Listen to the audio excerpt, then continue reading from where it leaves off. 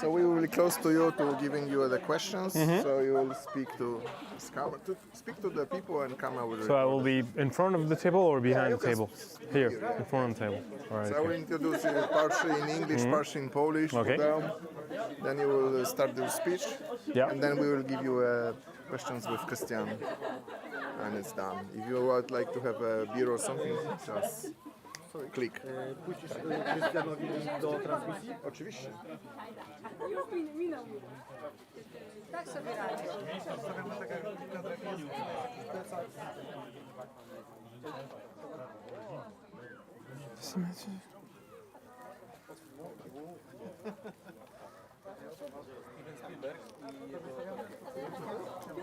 No bo sam jeszcze stać.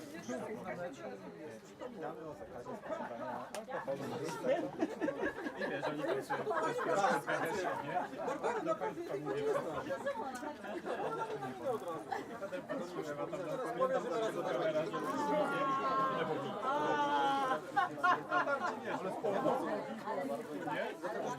Tak, do Państwa.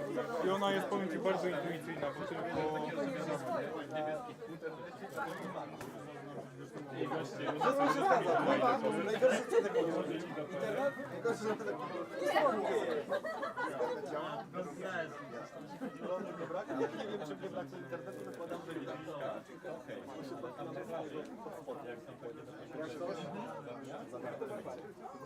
Piotrka, bo jako giga na pewno nie zrobisz takiej transmisji.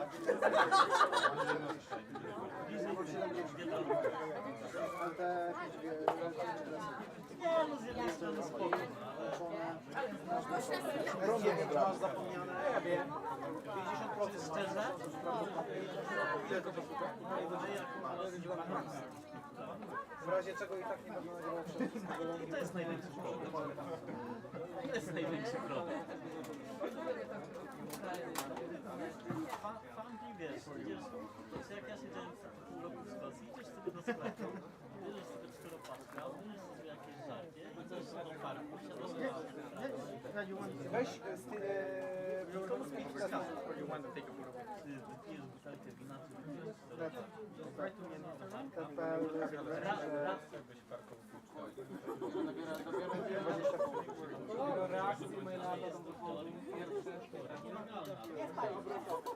nieraz policja zatrzymała.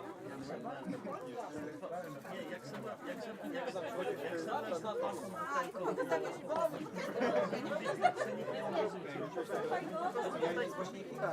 butelką, chodzą po salonie bez i tak dalej. Nie daj Boże, teraz ktoś mnie wytrąci butelką, upadnie i... Będziemy się tu kręcić na pewno. Ale nie ma Tylko nie masz przechodzi od przodu. No to jest chodzenie pod będzie drogie kopnięcie. Od razu strzał na klatę. I zniszczę ich pośladem.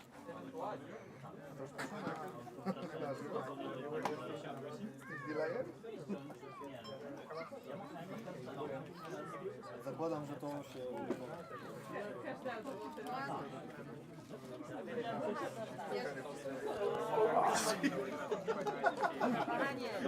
Cały dzień, chwilę.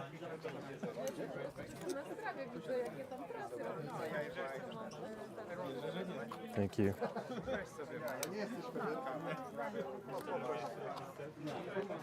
Żałuję, ale jeszcze mi powiedzieli, że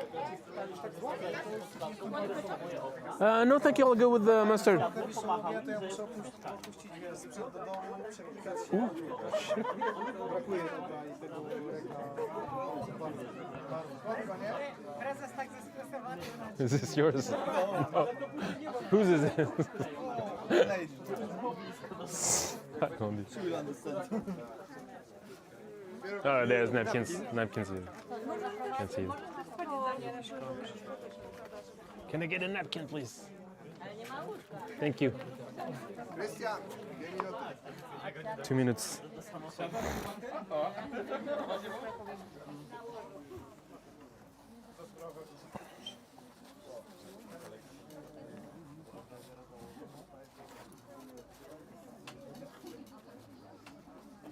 Whoa.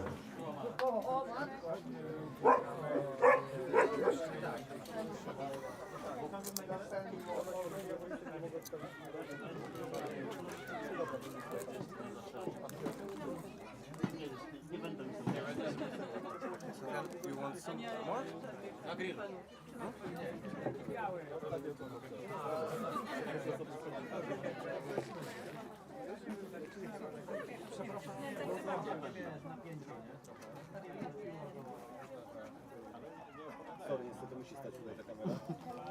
Mamy się uśmiechać, czy jakieś takie bardziej pokerowe? Tak, okej, dobra. Żeby nie rozpraszać.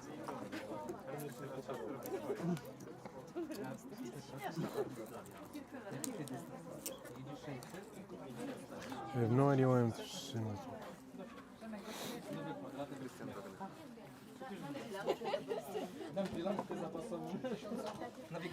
Ja przygarnę każdą lampkę.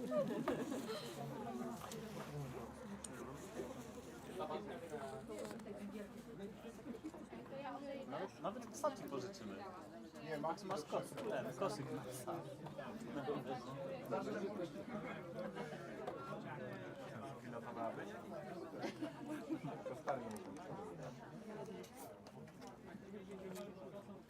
A jeździć z dniami, a nie, że to bym biegnie na Nie udało mi się. Biegałem. Znaczy tak, Robiłem najgorszą rzecz, tak, na biegałem. trenażerze. Well, Poland makes Reaguję starts. na dźwięk Everyone makes kielbasa. Yeah. On the barbecue? Yeah, yeah. Yeah. Biegałem z nią takiego zoła pod rower, bo musi mówić lewą prawą. It's good. I like it. Ale jak się ją zapnie do roweru, to jest taki szatan. I nie mam tyle odwagi. Po asfalcie nie pobiegnie. Zdarłaby tutaj łapę. Ja swoją drogą czempionat użytkowy jest przebiegnięcie 205 km pociągiem. Także są z natury ultrasanki. Nie wiem, czy to składem jakimś składzie. Takie wystawy tylko użytkowo, a nie takie. No i się nigdy nie odważyłem. Może teraz, jak jest 9-latkiem, to jest w miarę ogarnięta, ale kiedyś to był taki szator. A jak się zatrzyma, jak skręci, jak się rzuci na innego psa w czasie, dramat. Ale się jak rower, jak ciągnie i widzi, że rower jedzie i na nią, to się jara. Od razu jara i się napędza. Parę razy próbowałem, ale nie mam tyle odwagi.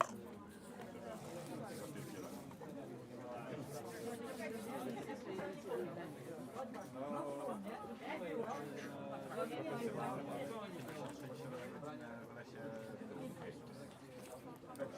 jest swoją drogą mamy mistrza świata i Europy. Thank you.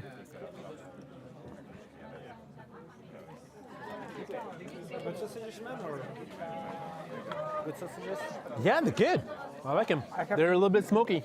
I have to say that actually, they actually know how to do sausages. Yeah, they do. Not like, yeah. like Bavarians, but they have their own style.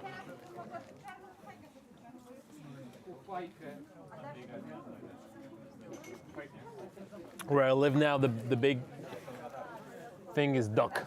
Ah, really? Duck, yeah. It's really big where I live. Oh, nice. They do the filet, it's called the magret. And it's the ducks that they make the foie gras with, the fat liver. So their breasts are huge, like proper like half-pound breast of duck. And it's really You will good. make me go to Southwest. Yeah, yeah. The food there is, you need to be hungry to live there. Nice. It's like when you go to the restaurant, you know that you're not gonna come out of that place hungry. Maybe something about the region. I was traveling some time ago, like in North Spain. And when I entered a restaurant, a weird hour for them, the owner who was watching in a camera. The restaurant is to eat. So here's the casserole. Eat as much as you wish, and then we'll come with the next dish, and so on. So it's like, and it's like, oh, this is my kind of restaurant, you know? Like, they're not like you came to eat, just serve yourself, feed yourself, and be happy. But Spain is like that. Spain is. I like it because if you go somewhere, you know they're gonna have food. Maybe the kitchen is not gonna be open, but they're gonna make you a sandwich. They're gonna fix something up. They're not gonna let you go.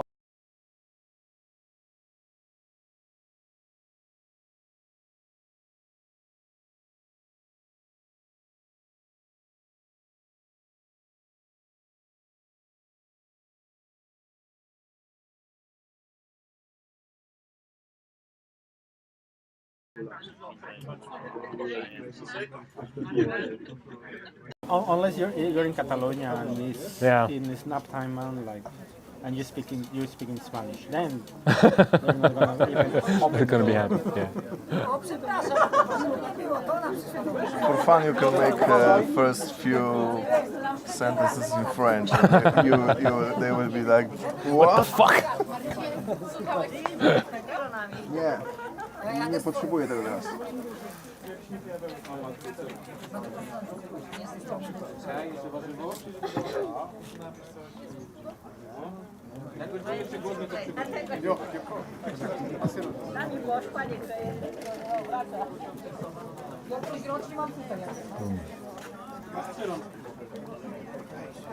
Zobacz, co się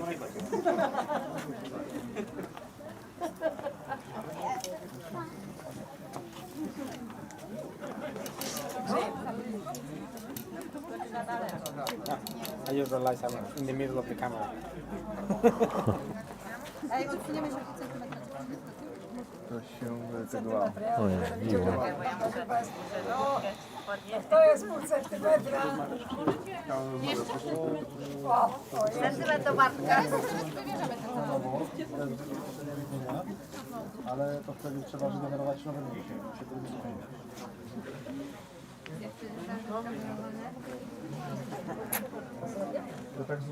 I need you to prepare questions in case nobody asks questions. I'm counting on you.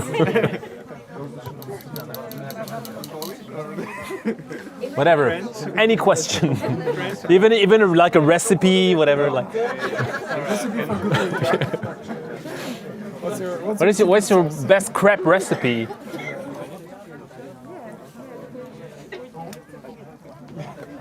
Some issue. I don't understand what they're talking to us, but they will generate the new one.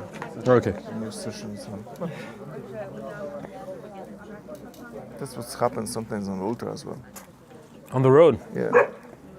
If it were that simple, that would be okay. It's sometimes a bit more complicated than that. Like, oh, I ran out of water, and the next town is in 50 kilometers. Yeah, exactly. Oh, I ran out of food, and I don't know where the next resupply is. If there is any. Oh, it's now -10. I don't know where I'm gonna sleep.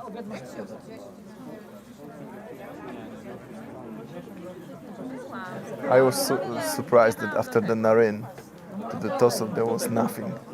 So there was like one day. Yeah. And then we missed the shop at the evening. Down to Tosor, we were begging the food from the shepherds. Wow. Działa. Wspominałeś, że nie można mieć transmisji w trakcie tego. Jeśli ja na przykład nie robię na przykład są jakieś pytania, które chciałbym przekazać komuś, czy coś zrobisz? Nie możesz. Nie, wciągałem mikrofon jak... W sensie, chodzi mi tylko o to, czy jakby z dźwięku Ale on możesz oglądać... zmontuje sobie. Zmutuję, w sensie z dźwięku po prostu czytać jakieś pytania. Dasz radę mi wysłać? Ten link do tego. Ten musiałem zrobić na nowo. Czekaj, to ja muszę teraz po... Bo mnie mówicie? Ja zdecydowanie I wszędzie na wszystkie grupy po prostu. No, powoli, spokojnie w tle.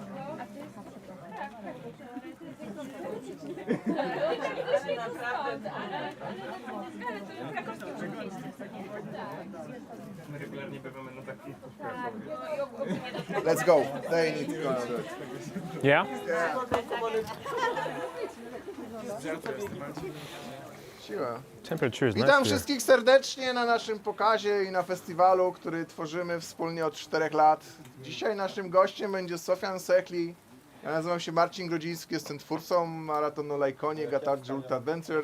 Ze mną jest Krystian Wagner, który tworzy wspaniałe rowery Grind Cycles. I obaj wprawdzie jeździmy na maratonach, ale nie w takiej ilości, przez tyle kilometrów, nie przez tyle maratonów, co Sofian. Sofian pochodzi z Francji, mówi po francusku i po angielsku, więc I will be talking in English as my French is not available. Sofian przejechał mniej więcej 200 000 kilometrów, zwiedził 50 krajów, 25 maratonów jestem w stanie wymienić, które jechał. 11 wygrał, z pozostałych był też w ścisłej czołówce. Co mogę powiedzieć? Sofian jest z nami, ma ogromne doświadczenie. Opowie nam o tym, jak bardzo trudno jest jechać maraton i jaki trzeba mieć setup w głowie, żeby to wszystko się udało. I w trakcie tej prezentacji, prelekcji będziemy mogli zadawać mu pytania po angielsku. Jeżeli ktoś nie umie, to będziemy z Krystianem tłumaczyć. Także Sofian, witamy Cię serdecznie w Polsce. Welcome in Poland and let's start our speech. Yep. Thank you. Thank you for all the kind words that you said about me and that I did not Probably understand. it was the same what I send you in English. And I hope that they were really kind words Yeah. because I could not understand them. So, as he said, my name is Sofian Seili and I have a kind of a weird job because I'm a professional ultra endurance cyclist or bikepacker or what you want to call it, adventure cyclist. And it all happened by accident. I decided that one day I wanted to ride my bike to go 50 kilometers away from my house and then 80 kilometers, and then I was on a trip. I was on a trip with a backpack somewhere in Thailand, and I decided to buy a bike. And I was like, it's only $100. If I don't like it, I can always sell it. And I stick with this bike for another 7,000 kilometers. And I completely fell in love with just moving as fast as my legs allow me to do. And it kind of changed completely my life from this moment on. And I didn't realize what was going to happen. But a few years later, after a few more trips that I did in Southeast Asia, in Iran, in Turkey, something kind of was born in me that I needed more. I needed to turn this desire of traveling the land with my bicycle into discovering some things about myself. And I started hearing about ultra cycling, about bikepacking. I started hearing about people that seemed to me like they were superhuman because they were able to ride for 300, 400 kilometers in just one day. And when I heard about that, I was like, how is this even possible? How can a simple man or woman do something like that? And why can't I do it? And then I thought about it a little bit more. I was like, but if some people can do it, maybe I can do it. And this is how it started. It started out of a desire of finding out if the people that were doing that were superhuman or if they just had like a super will of doing that kind of stuff. And I wanted to emulate that. And so that's how I got into that sport, that kind of weird sport of ultra cycling with my first race, which is called the Tour Divide. And it starts in Canada. It starts in the Rocky Mountains, and you cross a little part of Canada, and then you cross the entirety of the United States along the Rocky Mountains. So it's a lot of climbing. It's really rough roads. You have snow a lot of times in whether it's in Canada or in Montana at elevation, and then you end up in New Mexico, which is really hot, more than 40 degrees. And so you experience all of these extreme conditions in just the span of 2 weeks. And during my first ultra race, I found out a lot of things about myself. I found out that even if something was really, really hard, like much harder than I anticipated, because I came into this thinking, yeah, I can ride 200 kilometers a day, so I can ride 300. But it doesn't work like that, actually. It's not because you can ride 200 that you can ride 300 the same way.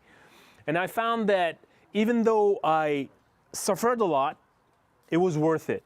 Because through that suffering, I was able to accomplish something that had me proud, and that had the people that I knew like completely astonished, completely in awe of what I was capable of doing. And it was just like the first step towards something that developed as a career. Again, it was by accident, because that one race, that Tour Divide, it was the first race that I ever heard about. And it started for me as like, this is the one, you know, it's the Tour Divide. I want to do it. I want to win it, you know? And I started kind of shifting the focus of my life towards this race, and towards like, okay, one day, this race that I heard about somewhere when I was traveling, and I had no idea if I could do it. This is going to be like the goal of my life, to win it. And in that journey of training and doing other races to get ready for this one, I discovered a passion. I discovered a passion for that sport. I also discovered a community of like-minded people that came to the sport because it is a little bit special there, because it's a sport where, sure, we do compete with each others, but we first and foremost compete against ourselves.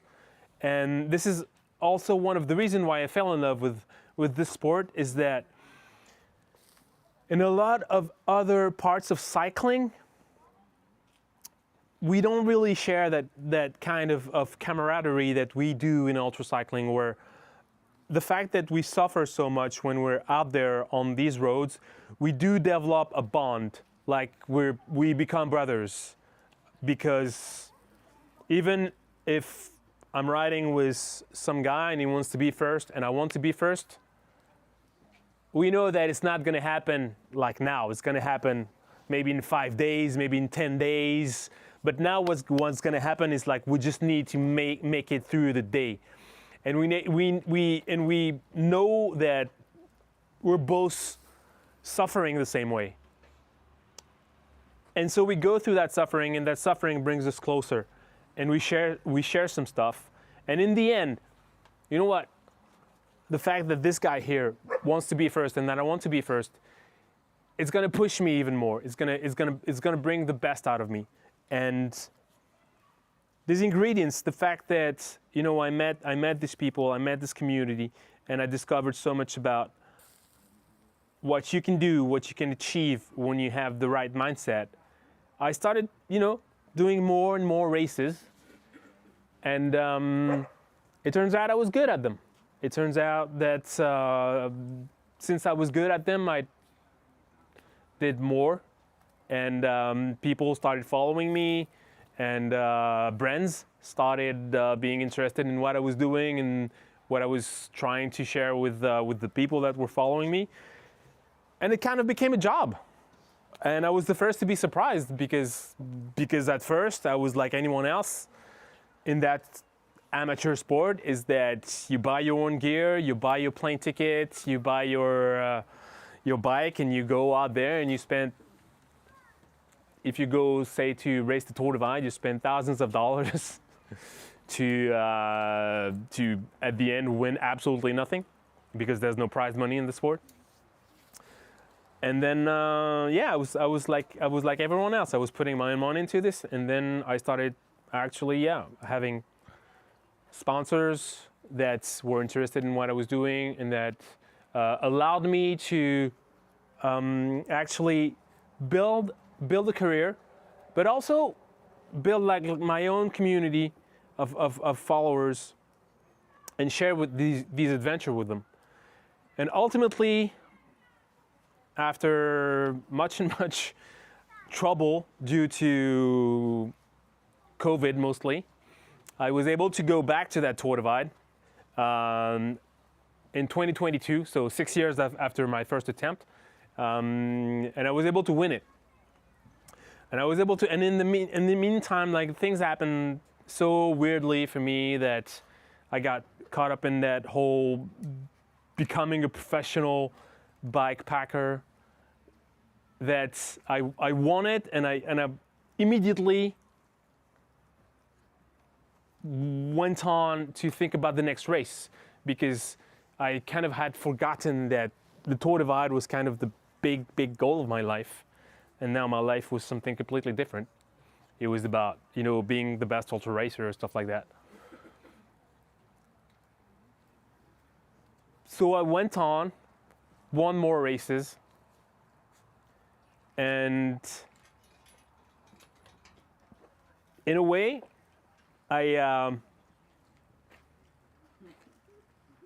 it's kind of hard to explain, but I was started to think about why. Not why do I do this? I do it because I like it, which is something weird, because why would you like something that is so hard, so painful? Why would you like going to the extreme places of discomfort? Why would you like something where you can't sleep? Why would you like something where you have to ride sometimes an entire day without food because you missed a resupply? Okay, so what's the answer is? So why did you do it? Starting with the... No, the question is not why do I do it? Why do I do it? Because I like it. Yeah. But the question is, why do I like it? So why do you like it? Why do I like it? That's a good question. Why do you like it? And I'm not really sure. But I feel that, I was born in France in the early 80s, from immigrant parents, but still, I had like a normal life. I went to a nice school, I had good grades. And then I went to university, and I studied, and I got a job, and What's the answer is? everything was easy. Yeah. Everything was easy. Everything was easy. I would like to test yourself. I was when I was a kid, there was always food on the table. I always had a roof. When I was doing when I was going to school, I didn't really study hard to have good grades. When I got my degree, it was not that hard. I didn't have to look too long for a job. Like, life was easy. I have to admit that I was born on the right side of the world, Like, there's a ton of people, there's like billions of people that don't have it as easy. And some people just it's easy, and it's okay for them. It's okay for them to have it easy. And I guess that for me was not okay. Because when it's easy, it's just like I don't feel like I'm alive, I need the adventure. But an adventure can be anything, but it needs to be a challenge, If it's given, like if you're on safari, if you're in Kenya in a jeep and you see animals, is it an adventure? Maybe not, because it's given, you give 5,000 euros and then you see, So and then you see what's on the other side of the world. How it's to be in yeah, but I want the to opposite side. I want to see it the hard way. Yep. Because the hard way, then you've earned it. And what you've earned is priceless. Like as I said, I have a pretty easy life, and I've always had an easy life. I've stayed in really nice hotels. I mean prior to my You live in bikepacking Paris? career. Yeah, I live in Paris. It's a beautiful city. Luxury is everywhere. Not that I can afford it, but I've one of the best memories that I have of a room and a meal, despite all the fancy places where I've been, despite the fancy places like in Italy or in Morocco. One of the best souvenirs that I have is I was in Tajikistan in the Pamir Highway. The Pamirs are mountains that are some of the highest in the world. And I was riding there, and I left really early in the morning, and I wanted to make it really far, like 250 kilometers and maybe a little even more. And I had one of the highest pass that I'd ever climbed in my life, 4,600 meters to climb to get there. And I had no idea what time I was gonna get there, and I had no idea what was there. Like, would there be any people? Would there be any guest houses? Would I be able to get a meal? And I got there, and it was dark, and it was very quiet in that village. And I started knocking on doors, and in a house, like a woman opened the door, and I was like, I'm looking for a place to sleep, and she took me to a kitchen. It was just a kitchen, and then there was like 3 beds in the kitchen. Why I don't know. And she was like, "Yeah, you can sleep here." And then she brought me a tray with some hot tea, some boiled potatoes, and a few pieces of lamb, and some bread. And I was like, "Wow." It's just like, and it was warm in there. There was a fire going. And I was like, yeah, I made it. I rode the 250 kilometers from point A to point B, climbing that never-ending pass at 4,600 meters. And this is the best hotel room of my life. So this achievement tastes better than the normal life. And it's also, it's just the fact that you're not expecting it, you know? The fact that, first off, you worked hard for it. And it was not granted. You didn't know that you were going to get to that place. You didn't know that that place was going to be there. I mean, you didn't know that there was going to be a fire. You didn't know that there's going to be food. And it's all there. And then you realize if you're put in the right conditions, you can go back to liking the things that are really, really important. What is really, really important, like when you go down to the basics? To have warmth when it's cold out. Water. To have water or tea for that instance. To have warmth, to have food, water, shelter, Yep. and be able to, and that's the only thing that is actually important, you know? And in those places you've got the people which you can talk to, yeah? You are not Well, alone. I unlike many of you, I don't speak Russian, so it's a bit complicated for me in Central Asia. but the thing is, when you put yourself in these conditions, when you go out somewhere that is remote, foreign, and you ride, then you just go back, and especially with bike packing, when you're carrying very few items of kit, and you ride, then you put yourself into the situation where you're gonna learn how to like what's really important. You're gonna learn what's important, and you're gonna cherish it. You're gonna be like, I mean, I used to live in Paris. I would go out of my apartment and I would walk in the streets, and there would be the best restaurants in the world, the best bakeries in the world, the best hotels in the world. Everything was the best in the world. I didn't care for that. What's the point? What's the point of just like going out and I mean, of course it's good, but it's not as good as like a dish of potato and somewhere in Central Asia at 11 p.m. because Scrambled eggs. Warm or scrambled eggs. scrambled eggs. They didn't have scrambled eggs, but Oh, yeah. that would have. Yeah, that's good. Yeah, that's Morocco. You can find that's Morocco.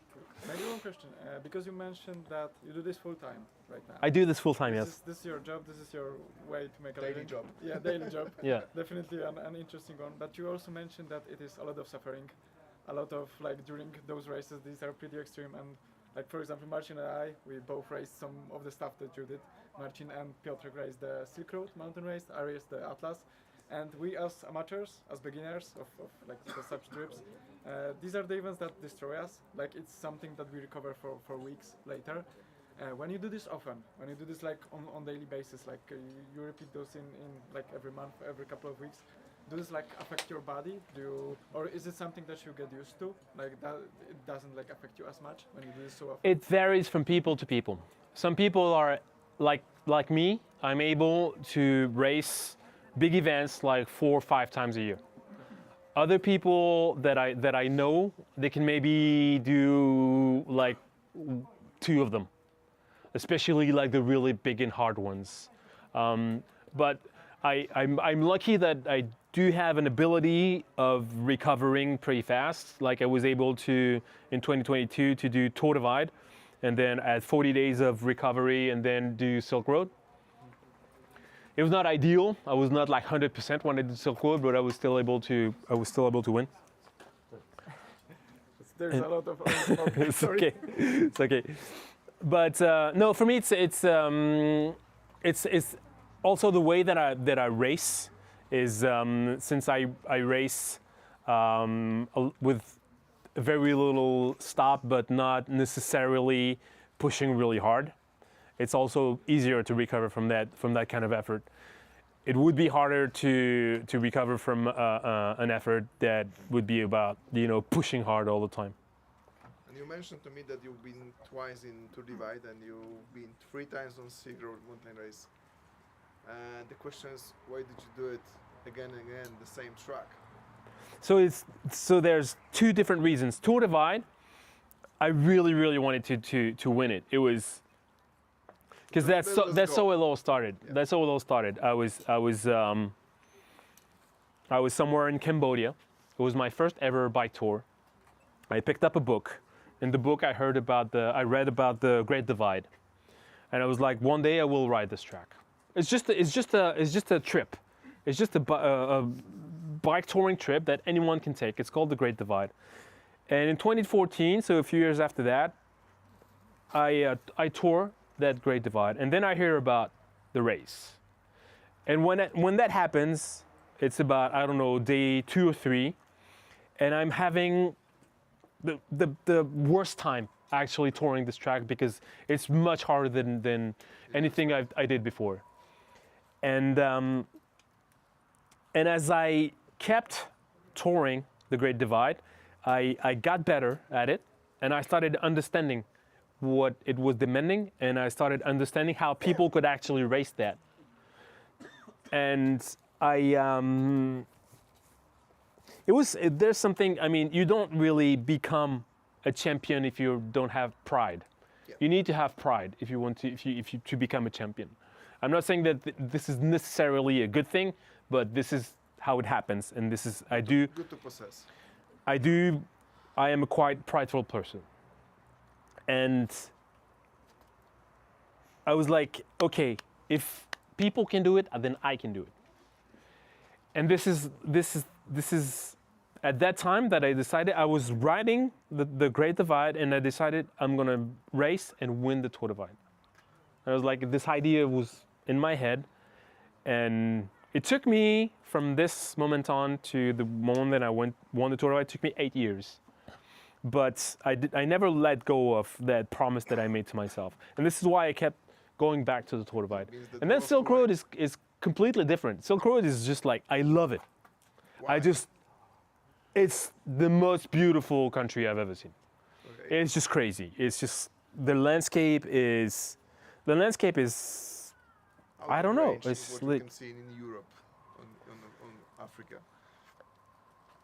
it's on a scale that maybe you will see somewhere in the United States, but not elsewhere. And it's a mix of things. It's also Kyrgyzstan is a wild place. People live like in the Middle Ages. Like they have yurts, they have horses, they have sheep. Basically, what they do is just like they bring their yurts on these high plateaus to make their sheep graze, and they gather the sheep with their horses. Like they used to do this for centuries, millenniums even, and you're like transported both in space and in time. And it's one of the few countries where you're just traveling and you end up somewhere. You see that yurt, yurt camp, several yurts, and you see the horses and the sheep, and you sleep there. There's no cell reception. It's just like there's no running water. It's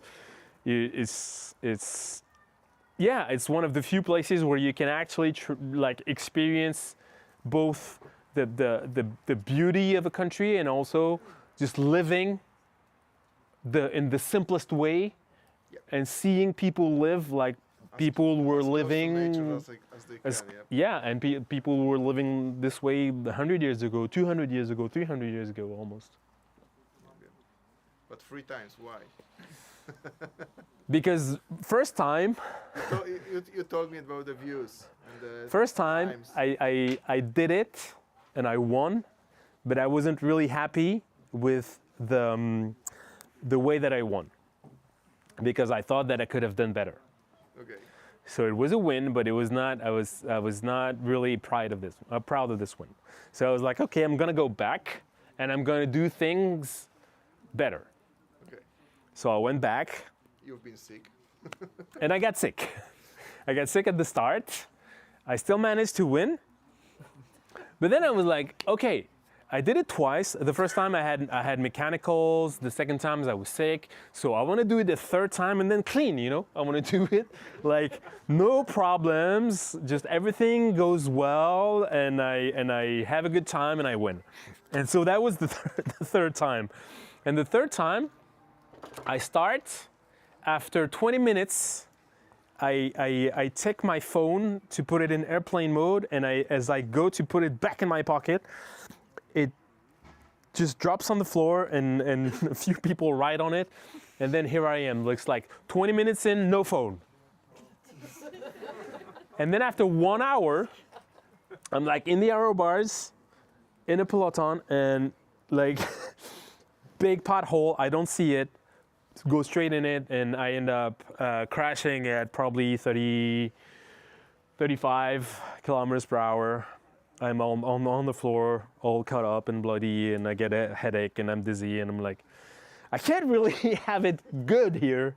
I can't really like have a nice, normal, uneventful Silk Road mountain race. But yeah, after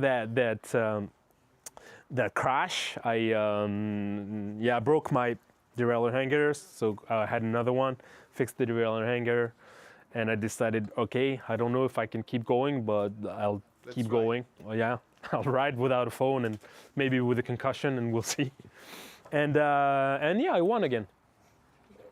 In Poland, we said that doesn't matter what the plan you've got for the track. It matters what the track the plan got for you. Yeah, so it's the same. So maybe I'll go a fourth time, and this time will be like nice, with the phone and no crash and no illness and no mechanicals. And also, you mentioned to me that there's a good idea to be on the track again and again because of the views. Because some of the views you missed because of the night. Yeah. And next year you'll be in the same spot, but in different time. Yeah, like that's the morning or the evening. That's the one thing that I don't like about this sport, is that you ride a lot at night, and so you miss a lot of the scenery, especially in races that are early in the year, like Atlas Mountain Race in Morocco in February. As you can witness, the nights are so long. 12 hours of darkness. It gets like dark at 8 p.m. and it it's dark until 8 a.m. Yeah. It's so long. And so you miss a lot Yeah. of the scenery.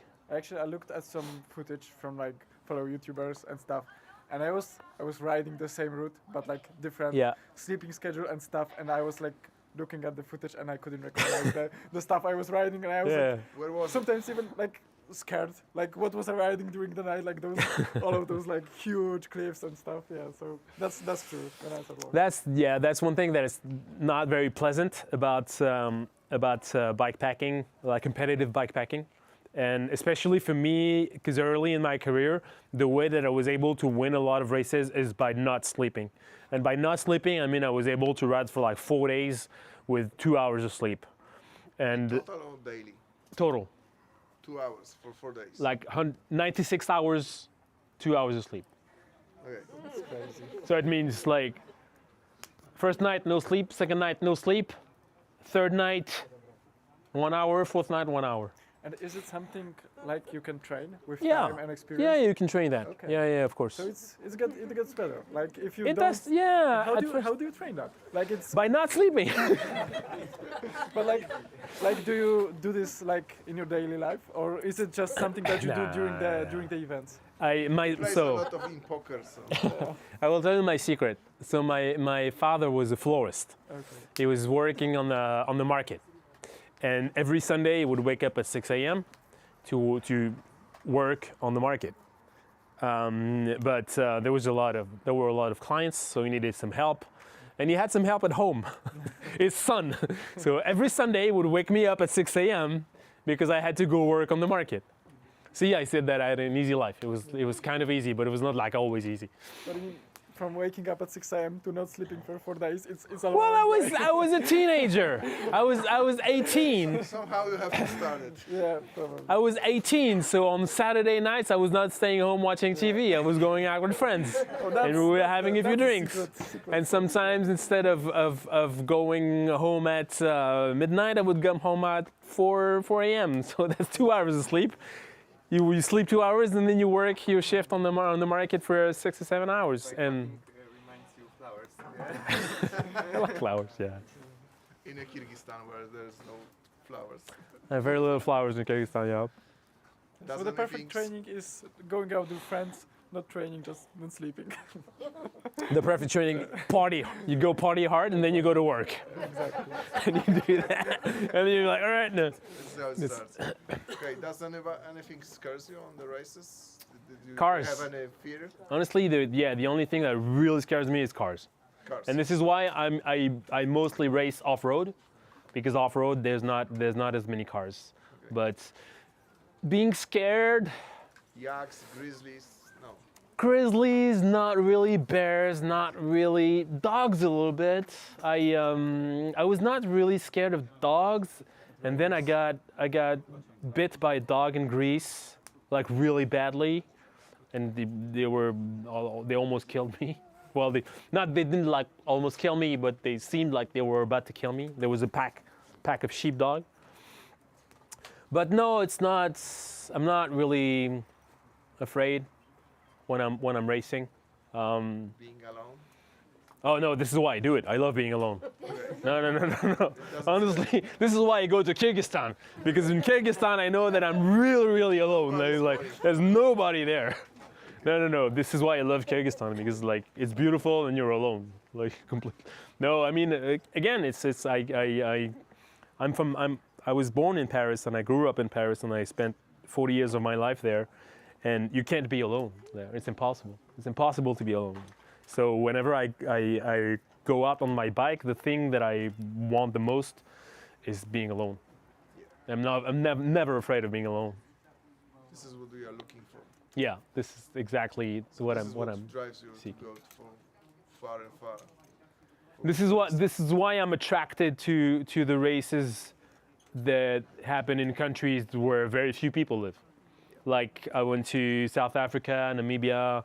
Of course, if you go to the Atlas in Morocco, it's pretty deserty as well. Tour divide. Like if you take the population of British Columbia, Montana, Idaho, Wyoming, New Mexico, and Colorado, it's less people than Paris. I mean the city walls, and that's probably 6 or 7 times the size of France. So very, very quiet. And this is why this is why I go to these places, and you can be sure, like, if there's a race in a really quiet place that happens, that I'm going to be there.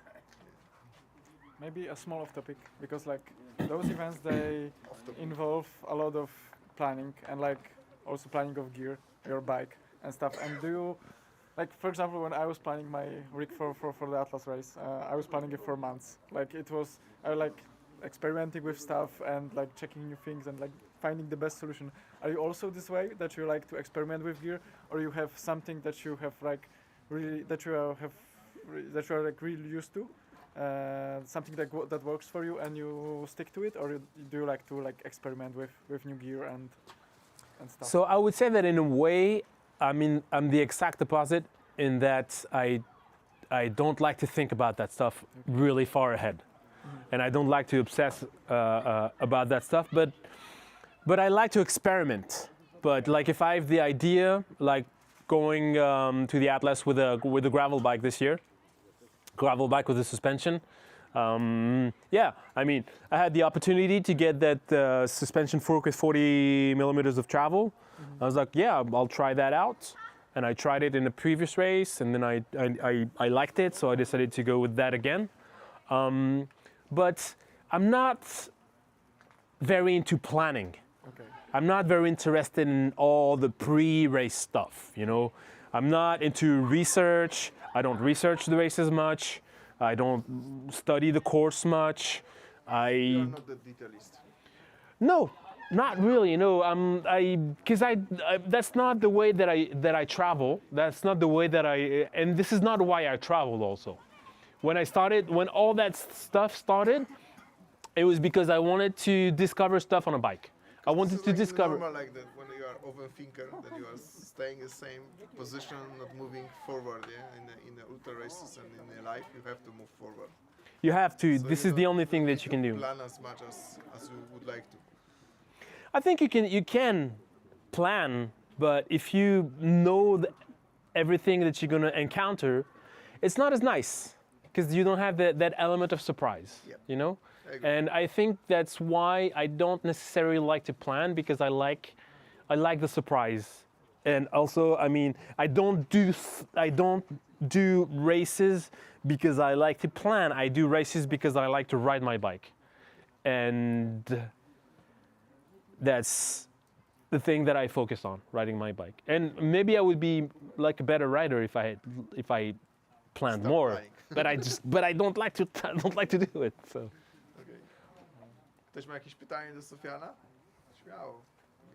Yes. During the Silk Road mountain race, you 3 times, yes? Yeah. And first time you got a rigid bike. Yeah. Second time you got hardtail, and next time you got full suspension bike. Yeah. So I think the terrain was very hard. It's pretty hard terrain for sure. I asked before my Silk Road, Sofian, did you consider any bike, even the full suspension with bars? And he said, wrote to me, dude, this is the mountain race marathon. So this is what you wrote me. Yeah, so I tried three different mountain bikes, and I think the best one was hardtail. Hardtail because, for me, full suspension makes sense when it's technical, because when it's technical, with the full suspension, you don't need to be as accurate in the way that you're going to handle the track. It allows you to make a few more mistakes, but Silk Road Mountain Race is not technical. It's just mostly double track, and but it's really rough and it's really remote. And if anything happens to your bike, you're done, because there's no bike shops. And there's more moving parts on a full suspension bike, so there's more things that can go wrong. So for me, I would say go on the safe side. You don't really need the full suspension. The second setup that I had a suspension seat post, and that actually is better because the thing that hurts the most is the little vibrations, not the big ones. And the suspension, like a rear suspension, will help you with the big gaps, but you don't have many of this. What you have a lot is like the small vibrations, and like a suspension seat post is actually better. Are you more of a drop bar or a flat bar person? I'm more and more of a drop bar. I used to be like a lot flat bar, but I have to say that now, yeah, drop bar is. I mean, for certain races that are technical, definitely flat bar, like a Highland Trail 550, or that kind of stuff, where you really need the control and the wide stance. But no, I like both. Yeah, for sure. And do you have more like background in mountain biking or road Absolutely cycling? not. No. Okay. No. I used to be like really bad at mountain biking. Like the first time that I rode the Tour Divide, I was terrible. I was absolutely terrible. I mean, and also I had a gravel bike. Like everybody had mountain bikes, and I was like with my little gravel bike, and I had definitely not enough stuff. And people were looking at me like I was the loser, the guy that didn't know anything, that was never gonna finish. And in a way, I understand that because of course I didn't know anything. But the thing is, here, I was always gonna finish. Because that's what I do. I finish. Even how did you finish in your first Tour Divide? Third. Third. Oh, Yeah, that's impressive. That was good. Yeah. But I was. But it probably wasn't as competitive as it is now. Like most of those races, they like got more and more competitive. Of course, yeah. I mean, it was almost 10 years ago. And also, yeah, like your sure. level probably like got better over the years. Yeah, as of course. well, so. Yeah, thankfully. Otherwise, I wouldn't win any races. Yeah. You had a question. Yeah, I'm curious about your sport background. What, did you have anything before you started? Actually, no. I was. It's funny because I was never into sports. In school, I had no. In school, I had my little glasses, and I was into books, and I studied literature, and I would never exercise or do anything. And what happened is, for me, a bicycle was just a means of transportation. It was just a tool that would help me go from point A to point B. It would help me to go from my house to my school. It would help me to go from my house to my university, and after that from my house to my job. And that was it. And it was only when my job moved. At first, I had only to ride 6 kilometers to get there, and then 6 kilometers to go home.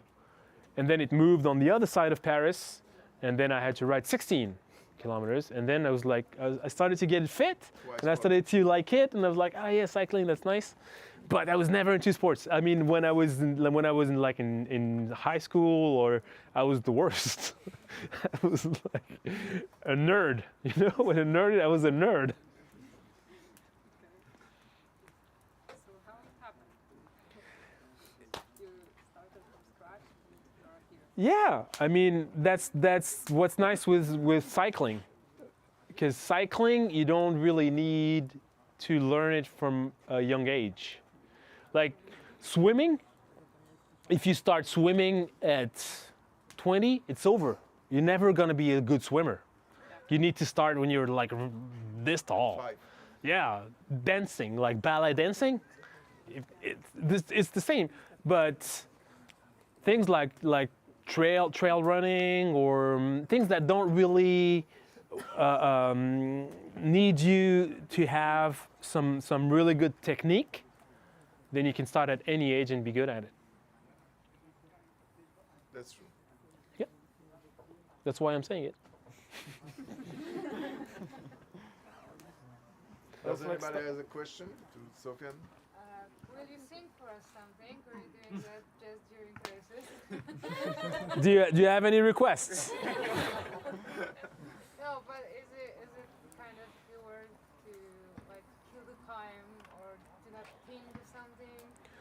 So the first time that I did that is during the Atlas Mountain Race in 2020. So that's the race where I didn't sleep for 4 days. And sometimes I was riding and I was falling asleep and I had to find a way to keep awake, and so I would start singing. And I would sing, but it's very normal for me. I sing all the time. I love singing. I sing in the shower. I sing, and it's like I just like singing. And I was singing on my bike just to be awake. And during this race in 2020, I was having a lot of fun because everything was going well. Everything was going according to plan. I had my plan of not sleeping the first 2 nights, and then to have this gap between me and the rest of the competition, and it worked. And I was on my way to victory, so I was in really good mood, and I wanted to share these feelings with the people on the other side of Instagram, and I don't know why I started singing, and I had no idea that it would be actually that people would love it so much, because I am not a good singer. But yeah, I don't know. I think what people liked is that I was having fun, and they were seeing someone that was doing something extraordinary, and that was just having a good time and enjoying riding his bike. And I think that's why a lot of people related and still relate to what I do, is because whatever happens during a race, whether I'm first or I was gonna say last, but I'm never last.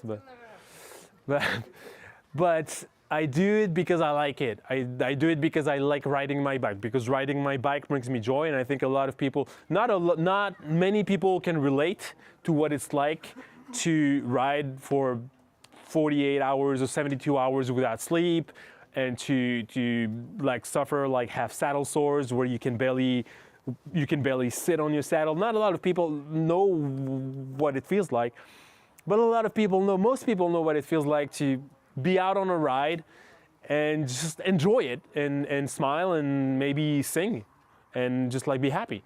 And I think that's why that's why it had such a big impact.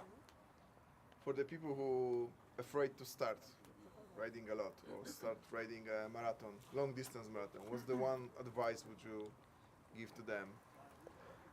Except to It's all in your head. thinker. It's all in your head. Like I did this. I was gonna say a million times, but not really. I did it a lot. But I'm the same. If I go for 100 kilometers, after 40 kilometers, I'm like, wow, there's still 60 to go. I'm the same. But if I go for 250, I don't even look. After 150, I don't even look at my computer. I know it's no use to look at it, because it's just gonna tell me that it's just the beginning, and that when you go for 4 hours, after 2 hours, you're like, oh, another 2 hours. When you go for 12 hours, after 2 hours, you don't even think about the fact that you still need to go. And I think it's the same for if you're going to sign up for an ultra. You don't need to think about the fact that it's going to be 1,000 or 2,000 kilometers, or the fact that it's going to be 2 days or 4 days. Or 11. Or 11. I've raced for more than that, actually. But you need to, I mean, in the end, it's gonna happen. You know, you're gonna be out there. It's gonna be kilometer after kilometer, and you don't need to be afraid about that mountain. You know, it's the mountain of kilometers. It's not. It's just like, because you're gonna climb it step by step, and in the end, the finishing something like that, the pride that you're gonna feel, the achievement that it's gonna be, it's it's something that is quite special. It's something that is quite unique. So you have to be proud of yourself that you did it. You have to do your best. You know, and this is why people go to these events. How many people were at the Atlas Mountain Race? 300? Nearly 280, I think. How many were there to win? To win. How many signed up for the Atlas Mountain Race to win the race? 150, like almost. No, to win the race. How many went to the Atlas Mountain Race? They signed up and they wanted to win. It's like probably the first 10. Yeah. 10. Yeah. 10 people. 300 people want to finish. 10 people want to win. Probably something like that. So you sign up for a race. You know what? Most of the people that are there, their goal is to do their best. That's it. It's just to do your best. And it's you against you. It's just like, this is why people go there. They want to know what they're capable of, and they also want to see Morocco or Kyrgyzstan but why would, and I think for in the end, and maybe, I don't know if you haven't been doing this for as long as I have, but maybe you had the same experience that when you do that, you bring life to its simplest expression. Yeah, that's true. Like one thing I noticed, like during those races, like for 5 or 6 or how many days it takes you, you are like focused only on the simplest things, like only to eat, to sleep, to drink, and like no worries at all, like completely. But then, like going back to the normal life, it turns out like it's the normal, like usual life that's pretty hard. Like I know for me, like packing the bags and going to the airport or just checking and in and out in the hotels, like it was the hard stuff, like the daily stuff that was hard for me. Like the racing is only like the simplest. Like I think this is why we all do it. Yeah. It's because we want to go back to the basics. We want to go back to, say you're in your house and you open your closet. How many T-shirts is there? How many pairs of pants? How many pairs of socks? And you're like, what am I going to wear today? And then it's like, and then you're out on your bike and you open your saddlebag. There's no questions. There's no questions. You know what you're gonna wear. It's all there. There's only one pair of socks. That's it. Or there's only one clean pair or one dry pair. And it's like, and we in these lives that we live that are modern and we have all the comfort and we have all the choices. Sometimes it's just a little bit overwhelming. Sometimes we just like think too much about, I'm gonna do this because then it's gonna happen like that, and then I'm gonna see these people. Oh, maybe I'll call them later, and then we go to this restaurant. Oh, but no, I wanna go.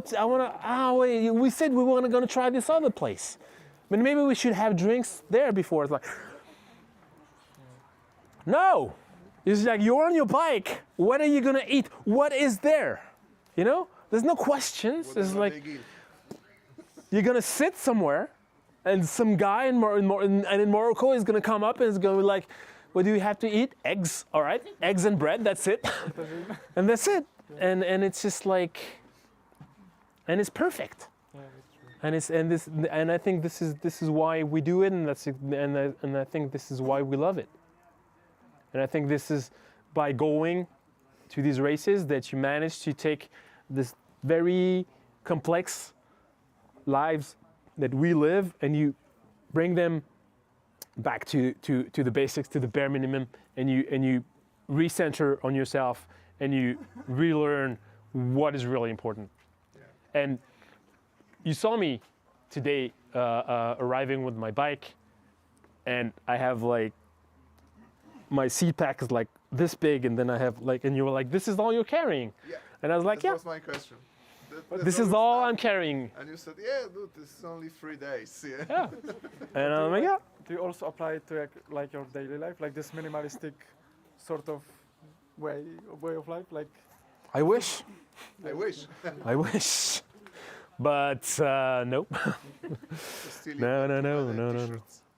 I have a lot of T-shirts. I have a lot of bikes too. You know, it's like, I mean, if I were minimalistic, I would have one bike and I would do everything with one bike. Instead of I have like 8, and I'm like, what am I gonna do today? Gravel or road? But what kind of road bike? Is it more like flat or hilly or like? No, yeah. And I'm a normal person. I have too many things. And you did so many races, like it's probably like asking for a favorite song. But is there like a race or event that has like a special place in your heart? That is Silk Road. Silk Road, definitely. Which one? Like the last one, yeah. Yeah. Because I think when I crashed, I didn't know what was going to happen. When I crashed, I was like, there's no way that I'm going to win this race now, because there was like so many strong riders and the margins were so thin that when I showed up, I thought, you don't have to think about scratching. You don't have to, because when you scratch, you just do it because you have no other choice. It was more like, I hope that I don't have to scratch. Okay. So you're not thinking about scratching unless it's really necessary. I mean, you're always thinking about what it would be like not to race, because it's like an engine, you know. Sometimes when there's too much pressure in an engine, there's a valve, and then there's less pressure. And it's the same in our brains. We suffer so much that at some point we need to by saying, I'm doing this, but I could not be doing it. You know, it's a possibility. I have that possibility of not doing it. Yourself, yeah, and by thinking that there is a possibility of not doing it, you let that pressure out, and then you do it. Okay. I think that's how it works. I think you got big puncture. Big puncture of the brain. But yeah, for me, I was very, very anxious before the start of the race, because I was very afraid that I was not going to win. And for me, it was very important to win this race because I love it, and because I needed like that third win, because I wanted to win it when everybody was there, you know. And at that time, everybody was there, and it was like, if I win this one, then it will be kind of my masterpiece. Okay. And so I crashed, and then I was like, it's gonna be very, very hard to win, because, you know, I might have a concussion, and I hurt my knee, I hurt my wrist, and it's just like, it's not a good start. It's not really not a good start. And then I managed to come back from that. And when I managed to come back from that, I was like, it was like this not very rational way of thinking, that if I survive that, there's a reason. I only survived that because I'm going to win. And after that, when I got back to 100% of my abilities, when I was over the concussion and the crash, and I was not in pain anymore, I was convinced, like I knew in myself that I was going to win. Okay. I was like, it's this now that this is over, that I'm back. Nobody's going to take that from me. And this is and there's several reasons that why this race is special for me, that third one, but this is one of the reasons that, and just like the way that I raced, and the fact that I made almost no mistakes, and that I pushed hard, and I slept very little, and I managed to beat a lot of really strong guys. So I was like, okay, I'll always have that. Yeah, that's beautiful. Sofian, so you got from bike touring to races. So what's the different for you? Why do you start racing? So the thing is, I need to go back to my first ever bikepacking trip. So it was 2010, and I had this mountain bike that I bought in Thailand for $100, and I was riding like 100 kilometers every day. And every day, when I got to the point where I finished, to the town, it felt like a miracle, like a proper miracle. I was like, wow, 100 kilometers today, wow. You know, this morning I was way back there, and now I'm here. That's crazy, just like riding a bike, that's crazy. And that's, you know, that feeling, that was so exciting, you know, that was like, again, that's like a little miracle, and every day I had this little miracle, and I think that's why I fell in love with that, because every day I was creating like this little tiny miracles. But at some point, when you do it 20 times, 40 times, 60 times, whatever, it's not that special anymore, you know? You can't have something that is special if you do it every day for I don't know, 3 months, 4 months. And I think that the reason that I came to racing, and the reason that I do these races, is that I'm chasing this feeling, the feeling that I had at the very beginning when I started bike touring. I just want to, you know, touch it again. I don't know that I actually do. I don't know that I will actually ever feel like this is a little miracle, you know? I mean, nowadays when I ride 250 and it takes me 10 hours, I did it last Sunday, and it's like I just rode home, and then I had dinner, and then I watched some TV, and then yeah, that was just a day, you know? We have a nice 250 tomorrow. Just a nice day. Shine is on your way, so. Yeah. But I'm chasing, you know, I'm trying to get that little spark. Exactly, that's like the first shot of heroin that I see the movie Trainspotting. That's one. I've not tried heroin. But I think this is why I got into this sport, and I think this is why I keep doing it. Because, yeah, trying to touch that. I remember it so well. The beginnings, you know, when you fall in love with that. I can relate to that, because like Atlas was like sort of my first like such serious event, and I think I got like that spark. Yeah. And I really enjoyed it, and like You will go back. yeah, like not the same race, but something similar. Like I can relate to the feeling of, Yeah. of feeling that in the beginning, because it's a beginning for me. So yeah, it's a really nice feeling. So your first time when you heard about the Great Divide route, that was a route, not a race. Yeah. But you choose for the first time the race. Yeah. So why? Because at that time, there were not a lot of races. And at that time also, I didn't really realize how hard it was, you know? I thought that, yeah, I mean, I was able to ride easily 200 kilometers a day on tarmac. And I thought, okay, it's not tarmac, and it's not 200, it has to be around 300. But it seemed to me that it was, yeah, a little bit harder, not a lot harder. So I thought that it was not such a big challenge. Of course I was wrong. It was like a tremendous challenge. But I think, yeah, it goes back to what I was saying about not being good at planning.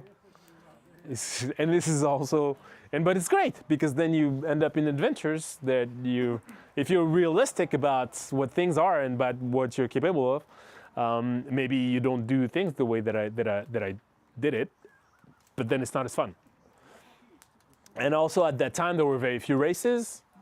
I mean, today if you wanna do an ultra, no matter where you are, no matter what the time of the year, there's going to be something not too far away from your house, and you can start, and you can like have a taste of what it's like to do an ultra. But at that time, it was not the case. It was 2016. You had either Transcontinental, Tour Divide, or Trans Am, or Indian No, not even in the Indian Pacific World Race was not even a thing at that time. And yeah, and I was like, I don't really care about Transcontinental and Trans Am. I want to Tour Divide is the one for me, so that's why I decided for this one. About sleep, because you are, I think, like a pioneer of ultra cycling, and you are famous because of your no sleeping, I think. And nowadays, I see that ultra people, Yeah. ultra cyclists are prioritizing sleep and going much harder during the day and no sleeping time. Yeah. And what do you think about this strategy? Is it good? What about you? And is it good for you? Maybe you think or not? Well, what I think about the strategy is it works. We've seen it. It works. They just sleep more and they ride hard, and yeah, these 4 hours when they stop, if you don't stop, it's going to be 4 hours riding in the dark. You don't ride as much as you do in the night. You're also tired, so you don't ride very hard. You don't have the same concentration. So it's a good strategy. It's a bit more complicated for me though.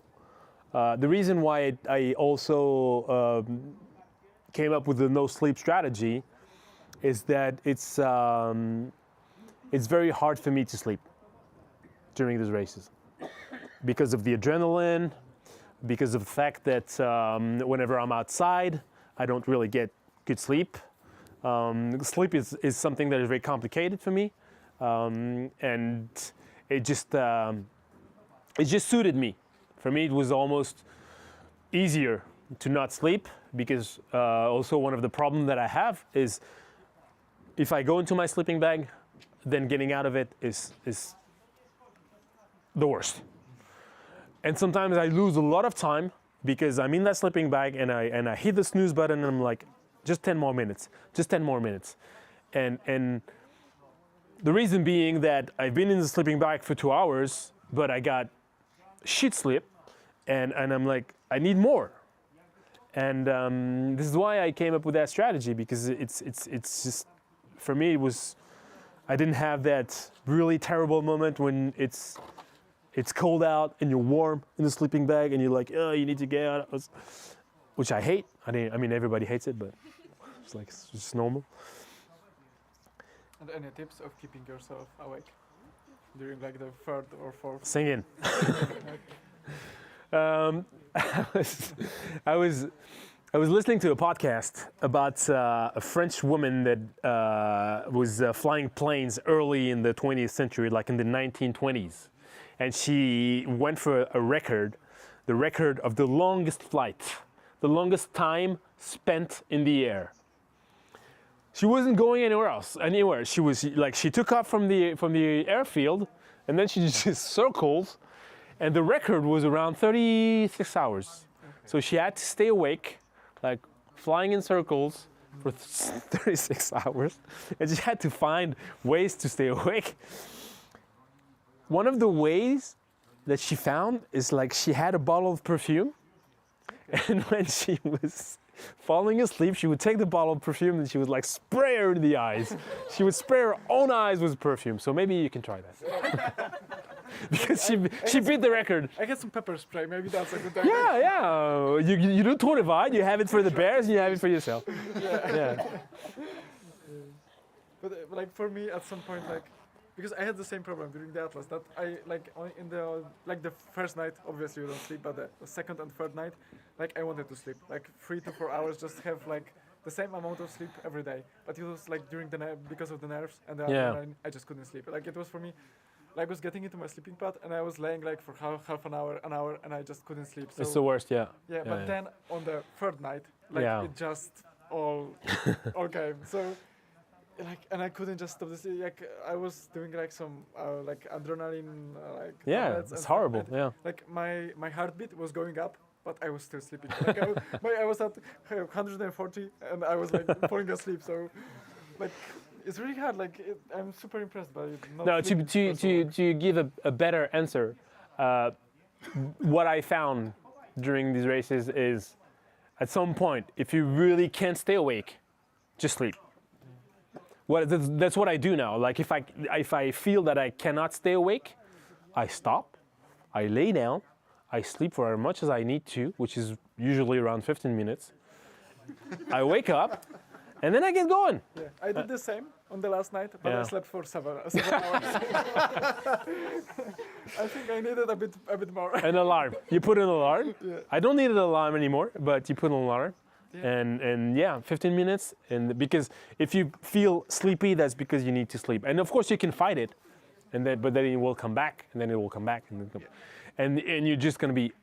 What happened to me is that I fought it, to the point that my brain kind of dissociated, and that I was not really conscious at some point, and I was kind of pedaling around 10 kilometers per hour, not knowing that I was pedaling for like, I don't know, 45 minutes or something like that. And then I came back, but I was kind of like in a half asleep state that I was still able to, but that makes no sense because you're not covering much ground, Yeah. and you're just tired, so it's better to sleep. I remember one road that was like 20 kilometers descent, and like That's the during worst. the day I would like I would be going there like 50k an hour, Yeah. just flying, and during the night I was going like 15, 20, and I was stopping like every couple of 100 meters, and I was stopping just laying on my handlebar and sleeping. It's like, and it's not efficient. It's like super. Yeah. Like during the day you would do it like probably 3 times faster. Yeah, that's why it's almost. sometimes better. It's just better to sleep. And do you have any cycling related dream, like any race that you haven't done yet, or bikepacking? That I want to do. Yep. I'm going to the Balkans at the end of the month to do Trans-Balkan. This one I'm really looking forward to. There's also a friend of mine that organizes a race in New Zealand. I've been to New Zealand once, and it's beautiful out there. So I'd love to. But I was on tarmac, so I'd love to explore more of the islands on gravel or mountain bikes, off road, anyways. So yeah, and then there's always races popping up here and there that can be interesting. Your first race, it was Tour de Bike, or maybe it was one smaller race, any or not? My first ever bike race. I mean, the first ever time that I was in a bicycle race was Tour de Bike. I didn't do any sort of racing before that, except for when I was a bike messenger and I did alley cats, but it's completely different. But yeah, and I never won. I think I won just one alley cat in my life. I was just not good at alley cats, because I don't know if you know the how it works. So it's like bicycle messenger races. We give you a sheet. On the sheet there are several addresses where you have to go. There are checkpoints, and at every address you get a stamp. And usually there's no order. You do the order yourself. And my problem is that I was really good at riding fast between the addresses, but I was not really good at knowing the order, designing the right order. So this is why I only out of all of the alley cats that I raced, only won the one. But it's okay because I won more important races. Overcome this first race because this is high cost. It's for amateur. It's very hard to go to for like Polish people go to the United States. Yeah. How do you plan that? How do you do that? Well, you need to save a lot of money because even for French people, it's expensive, especially to go to Canada. Canada and USA are, yeah, for sure. And especially for these races, they're very expensive because you're gonna buy all your food from gas stations. So one Snicker is gonna cost like $2 or $3, and like a sandwich, a small sandwich is gonna cost like $5 or $6, and you're gonna need a lot of calories. So every time you hit a gas station, it's like $50 that you're gonna spend. You're gonna need to sleep in hotels after, before and after, and during also sometimes. I know a hotel can be anywhere from $60 to $100. So, and of course, there's the flight. So, all in all, I think it's